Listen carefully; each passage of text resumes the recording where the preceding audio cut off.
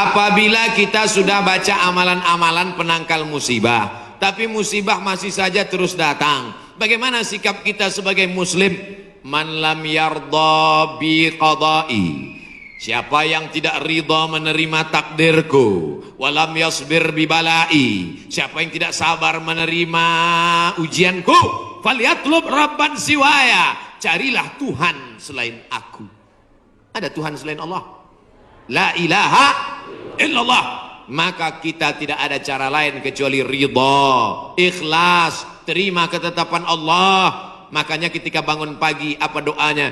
Raditu billahi rabba, aku ridha menerima Allah sebagai Rabb. Apapun yang kau beri aku terima ya Allah. Wabil islami dina, aku ridha Islam sebagai agamaku. Apapun perintah dan larangan Islam ku amalkan. Wabi Muhammadin nabiyya wa rasula, aku ridha Muhammad sebagai rasulku. Maka kita ikut sunnah Rasulullah Muhammad sallallahu alaihi wasallam. Terjadi juga ridha. Tapi kalau terjadi karena kurang usaha, hukum sebab akibat.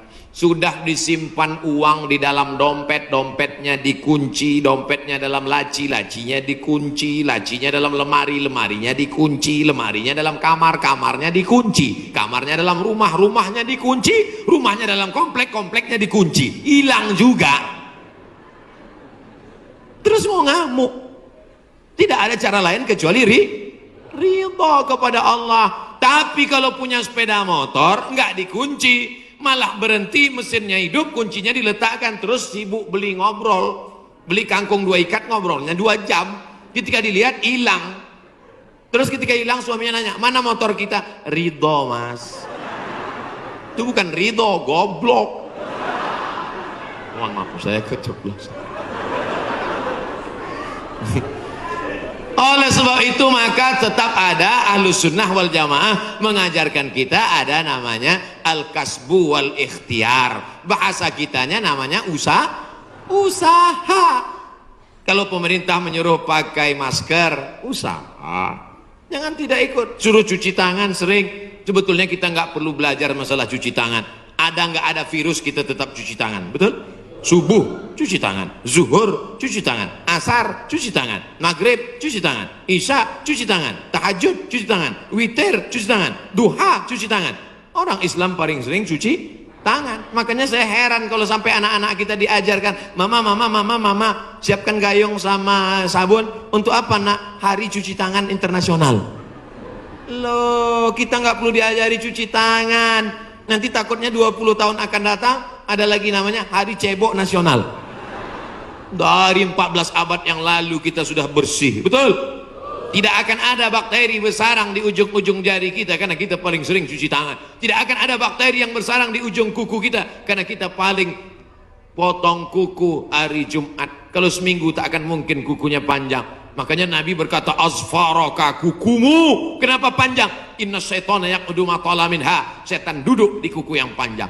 Makanya pertama yang dijaga dalam Islam adalah kebersihan. Kuman datang, binatang dipotong. Setelah dipotong darahnya keluar karena ternyata bakteri ada di dalam darah. Setelah darahnya keluar dipotong-potong, dicuci sampai 4 kali.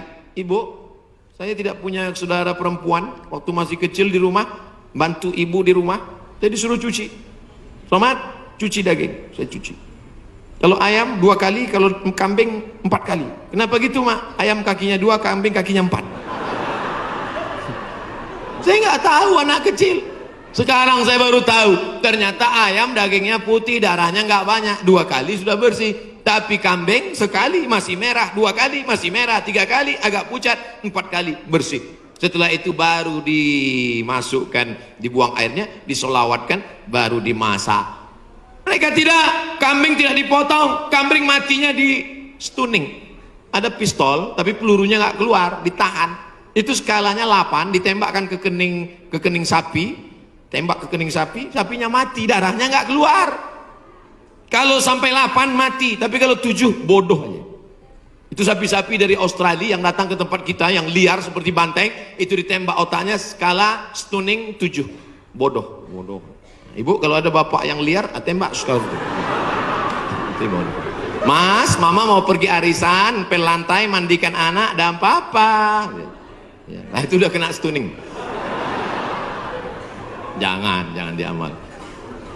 Tidak dipotong, hanya stunning 8 skala, akhirnya sapi tumbang, darahnya masih dalam daging, bercampur dengan darah bakteri penyakit, dipotong-potong, diletakkan di atas api yang tidak terlalu matang, bolak-balik, nggak dicuci, darah nggak keluar, masuk ke dalam roti, dicampur, dimakan, barbecue.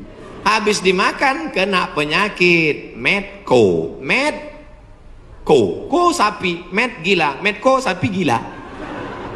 Sapi aja yang halal bisa menjadi penyakit, apalagi yang dimakan kelelawar, Batman. Maka kita disuruh kulu, makanlah. Tapi yang dimakan itu apa? Min thayyibat. Thayyib artinya baik, baik. Dulu thayyib baik-baik, sekarang thayyib nggak pulang-pulang. Mohon maaf Pak Thayyib nyantur sih. Bagaimana caranya bisa membubarkan tempat hiburan malam? Karena saya yakin di tempat seperti ini adalah pusatnya maksiat. Semua hiburan malam mesti ada izin dari Majelis Ulama Indonesia, tokoh adat, tokoh masyarakat, dan disetujui oleh Polsek. Setuju?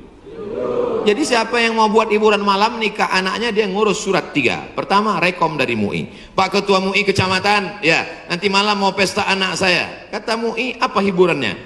Ada keyboard tunggal. Lagunya apa? Ini lagunya, ini pulang-pulang berbadan 2. Jangan. Berubah sama selawat. Setelah MUI setuju, datang ke tokoh adat Sunda. Ini Pak tokoh adat, apa lagunya? Ini lagu ya, buat satu lagu adat yang mengingatkan supaya kita tetap menjaga adat sopan santun. Oke, tambah lagu religi satu, lagu adat. Datang ke Polsek, Pak Polsek, oke setuju, jam 10 tutup. Bisa apa nggak bisa?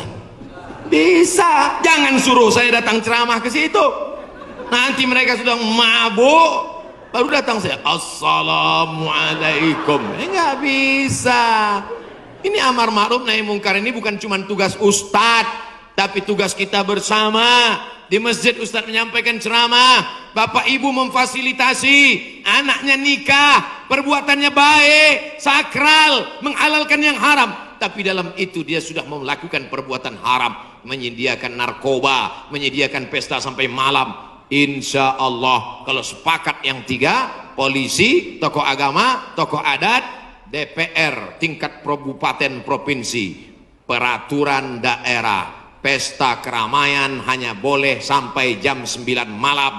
Lewat dari itu pengawasan polisi boleh menangkap. Bisa atau tidak bisa?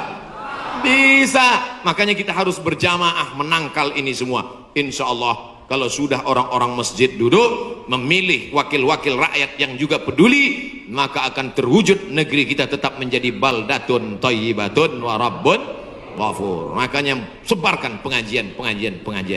Siapapun ustadz yang datang ngaji, Ustadz Jujun Junaidi ngaji, Ustadz Abdul Somad ngaji, Ustadz ngaji, datang, duduk, diam, dengar. Ada snack, makan. Nggak ada, istighfar.